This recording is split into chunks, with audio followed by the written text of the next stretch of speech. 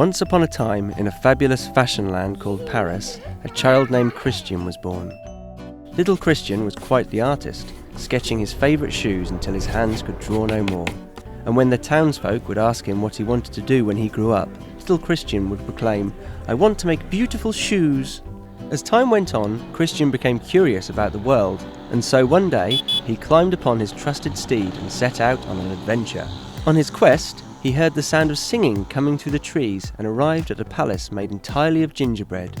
"What is this marvellous place?" he asked. A terrifying giant guarding the door answered in a loud, booming voice, "Young man, this is a place of music, dance and revelry. Won't you come in?"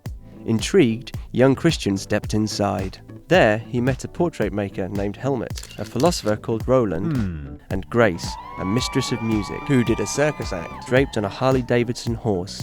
But the most ravishing of all was a maiden called Lulu, who danced all night with the resident Prince Charming, Eve. The next day, Christian resumed his travels, and soon he arrived at the Folies Bergère, a magical place filled with enchanting creatures who could dance and thrill beyond young Christian's wildest dreams. Bewitched, he crept in and hid in the dark, watching in awe. He longed for the powers to be able to make the magnificent slippers these creatures danced in, and suddenly something amazing happened. There was a burst of light, and a fairy godmother appeared. "Don't be alarmed," said the fairy godmother. "My name is Hélène de Mortemart, and you shall go to the shoemaker's ball." And with a flick of her magic wand, Christian became the best shoe model maker in the land.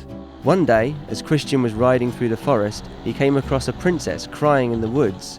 "What is your name?" he asked the sad damsel. "Caroline," she answered. "I have come all the way from Monaco, and I lost my slippers along the way."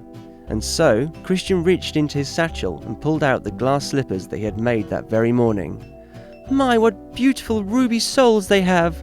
exclaimed the princess. "All the better to dance in," Christian replied.